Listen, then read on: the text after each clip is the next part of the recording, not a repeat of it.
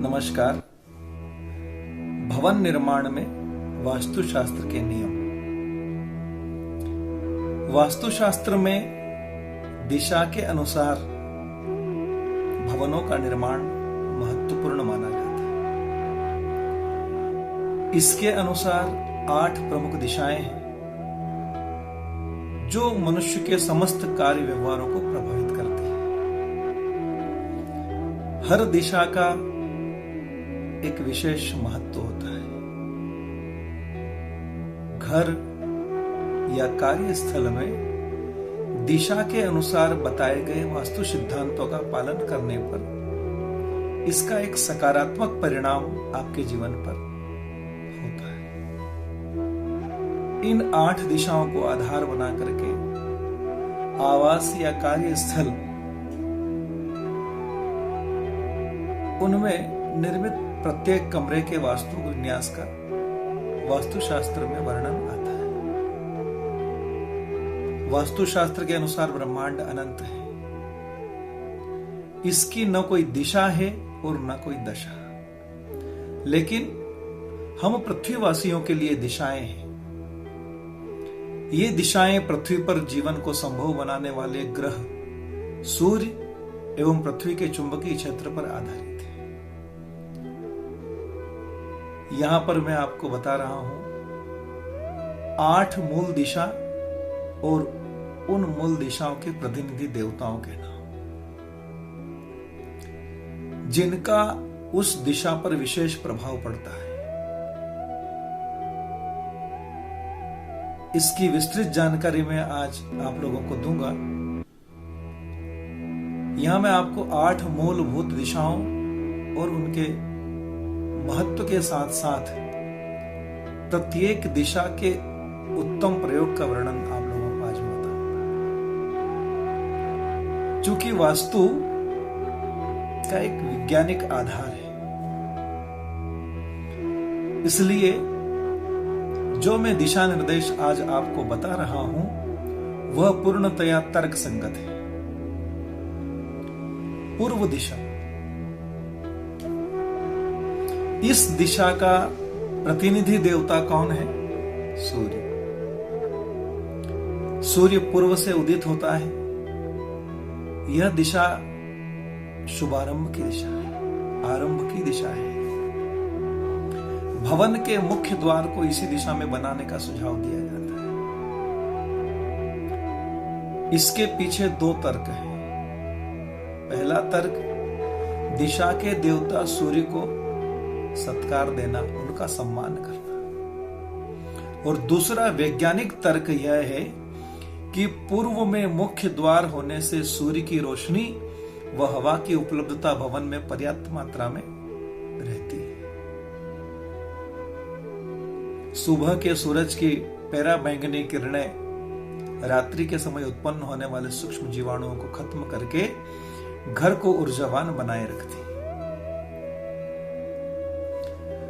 दूसरी दिशा है उत्तर। इस दिशा के प्रतिनिधि देवता हैं धन के स्वामी कुबेर। यह दिशा जो है ध्रुव तारे की भी यह दिशा मानी जाती है। आकाश में उत्तर दिशा में स्थित ध्रुव तारा स्थायित्व और सुरक्षा का प्रतीक है। यही वजह है कि इस दिशा को समस्त आर्थिक कार्यों के निमित्त उत्तम माना जाता है। भवन का प्रवेश द्वार या बैठक इसी भाग में बनाने का सुझाव दिया जाता है। भवन के उत्तरी भाग को खुला भी रखा जाता है, क्योंकि भारत का उत्तरी अक्षांश पर स्थित है। इसलिए उत्तरी भाग अधिक प्रकाशमान रहता है। यही वजह है कि उत्तरी भाग को खुला रखने का सुझाव दिया जाता है, जिसमें इस स्थान से घर में प्रवेश करने वाला प्रकाश बाधित न हो। अगली दिशा आती है उत्तर और पूर्व के मध्य का जो कोण है, ईशान कोण। उत्तर और पूर्व के मध्य का जो भाग है उसको ईशान कोण कहते हैं। ये जो ईशान कोण है यह दिशा बाकी सभी दिशाओं से सर्वोत्तम और सर्वश्रेष्ठ दिशा मानी जाती है। उत्तर पूर्व दिशाओं के संगम स्थल पर बनने वाला ईशान कोण कहलाता है। इस दिशा में कूड़ा, कचरा या शौचालय इत्यादि नहीं होना चाहिए। ईशान कोण को खुला रखना चाहिए या इस भाग पर जल का स्तोत्र बनाया जा सकता है। उत्तर पूर्व दोनों दिशाओं का समग्र प्रभाव ईशान कोण पर पड़ता है। पूर्व दिशा के प्रभाव से ईशान कोण सुबह के सूरज की रोशनी से प्रकाशमान होता है, तो उत्तर दिशा के कारण इस स्थान पर लंबी अवधि तक प्रकाश की किरणें पड़ती हैं। ईशान कोण में जल का स्तोत्र बनाया जाए तो सुबह की सूर्य की पराबैंगनी किरणें उसे स्वच्छ कर देती हैं। अगली दिशा है पश्चिम।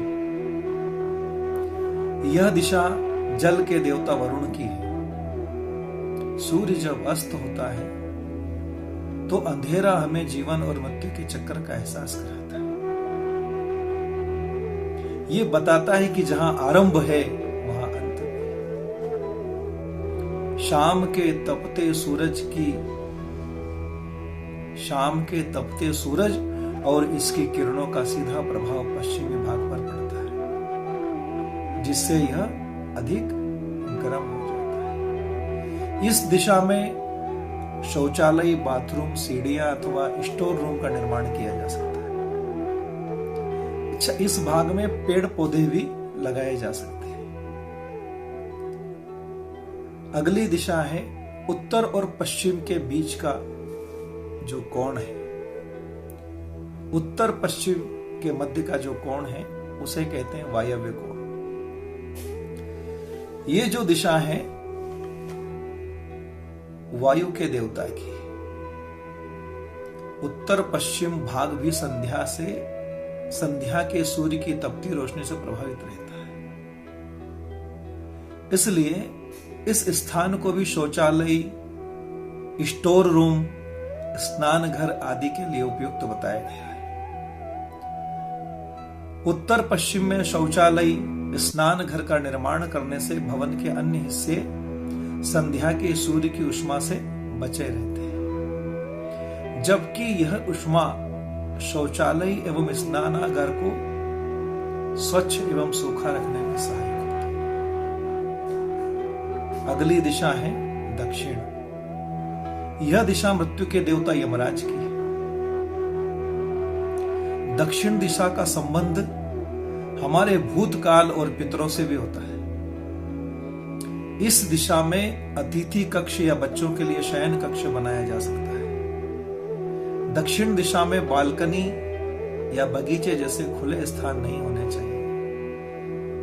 इस स्थान को खुला न छोड़ने से यह रात्रि के समय न अधिक गर्म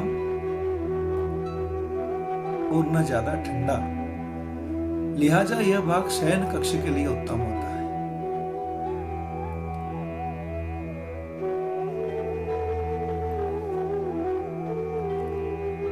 अगली दिशा है दक्षिण पश्चिम के मध्य का जो कोण है नैऋत्य कोण। यह दिशा नैऋत्य अर्थात स्थिर लक्ष्मी यानी धन की देवी की है। इस दिशा में अलमारी, तिजोरी, गृह स्वामी का शयन कक्ष बनाना चाहिए, क्योंकि यह दिशा में दक्षिण व पश्चिम दिशाओं का मिलन होता है। इसलिए यह दिशा वेंटिलेशन के लिए बेहतर होती है। यही कारण है कि इस दिशा में गृह स्वामी का शयन कक्ष बनाने का सुझाव दिया जाता है।